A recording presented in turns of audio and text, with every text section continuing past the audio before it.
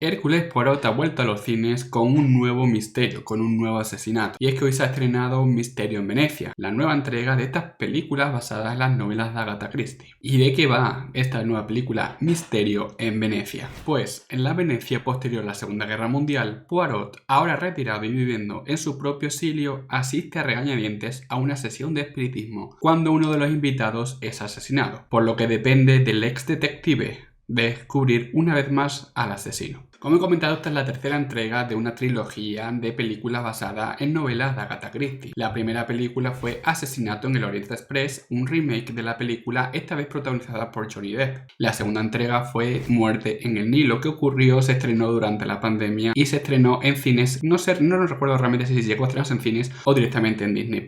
La acogida de esta segunda entrega fue bastante mala. Y hoy se ha estrenado la tercera, que es Misterio en Venecia. Bajo mi punto de opinión, de las tres películas, esta ocuparía la segunda, por detrás de Asesinato en el Orient Express y por delante de Muerte en el Nilo. Y es que para superar esa película no hacía falta mucho. ¿Y por qué? Porque Muerte en el Nilo es una película pésima. El guión era muy plano y con muy poco desarrollo, tanto de la propia historia como de los personajes. Incluso el propio Poirot estaba poco desarrollado, llegando a ser incluso solo un alivio cómico. Básicamente, cuando se desarrolló la película Muerte en el Nilo, dijeron: Asesinato en el Orient Express ha ido muy bien en cuanto a taquilla, aquí tenéis mucho dinero para presupuesto. ¿Y cómo podemos gastar este presupuesto para hacer mucha taquilla? Contratando a los actores y actrices más conocidas que existían o que podrían tener mucha repercusión. Y ahí teníamos un montón de actores hiper conocidos como Gal Gadot, Leticia Wright, Armie Hammer o Emma Mackey, que ni siquiera ellos hicieron atractiva la película por el poco desarrollo de la historia. Además que esta película se vio envuelta en un montón de polémicas, tanto por Gal Gadot como por Leticia Wright como por el propio Armie Hammer, el protagonista de la película. Sin embargo, en Misterio en Venecia han intentado reinventarse en una cosa totalmente nueva, principalmente de dos formas. La primera es que es una historia pseudo original. Sí, está basado en el personaje creado por Agatha Christie en sus novelas, en Hércules Poirot, pero ya está, ninguna de las novelas, al menos que yo recuerde, está basada en Venecia ni tiene esta historia. La segunda forma en la que han intentado reinventarse es introduciendo un género nuevo en las historias, que es el género de terror. Este suspense terrorífico le viene como anillo al dedo, ya que esta historia está basada en fantasmas y espíritus en una ciudad en la que la mayoría de las leyendas son que casi todas las casas de la ciudad están encantadas, y cómo no podría ser otra que la ciudad de Venecia. Pero además me llama mucho la atención cómo han creado este ambiente de terror, ya que no solo la historia propicia este suspense, este terror. También la fotografía es muy importante. Este aura oscura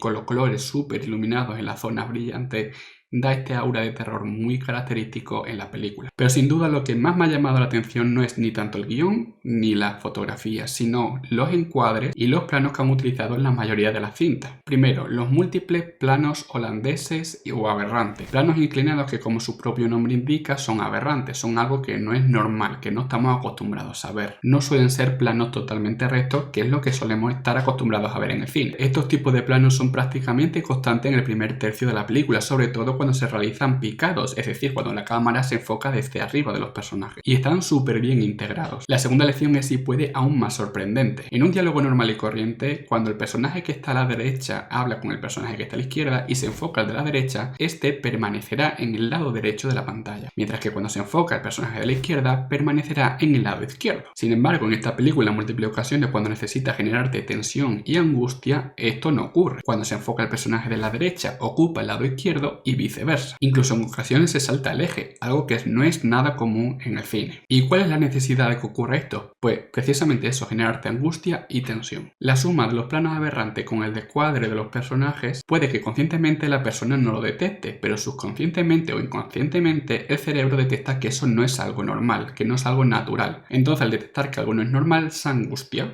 Ese sentimiento, esa sensación es la precisa para esta película. No solo eso está bien en la película, la historia creada, a pesar de no ser una historia basada en una novela y ser una historia pseudo original, se desarrolla bastante bien. Incluso los personajes están bien desarrollados a medida que la trama evoluciona. Pero hay algo que no termina de convencerme en la película, y es la razón por la que esta película no la situaría delante de la película Asesinato en el Orient Express, y es la resolución del caso. Ya sabemos que Hércules Poirot es el mejor detective de la historia, que ningún detalle se le pasa y que todo lo puede resolver, le pase lo que le pase. Como en esta película, que quiere ver fantasmas, que le perturban, dificultándole resolver el caso. Como digo, en esta película todo se resuelve de repente, en nada, básicamente se resuelve en 5 minutos. Y eso no sería malo si no fuera porque no se dan indicios en toda la película de quién puede ser el culpable, para que el propio espectador sea capaz de resolver el caso. Esto para mí es un gran inconveniente. Yo soy una persona que es muy fan de las películas Los Whodunit, de este tipo de películas en la que una persona muere, el resto de personas son sospechosas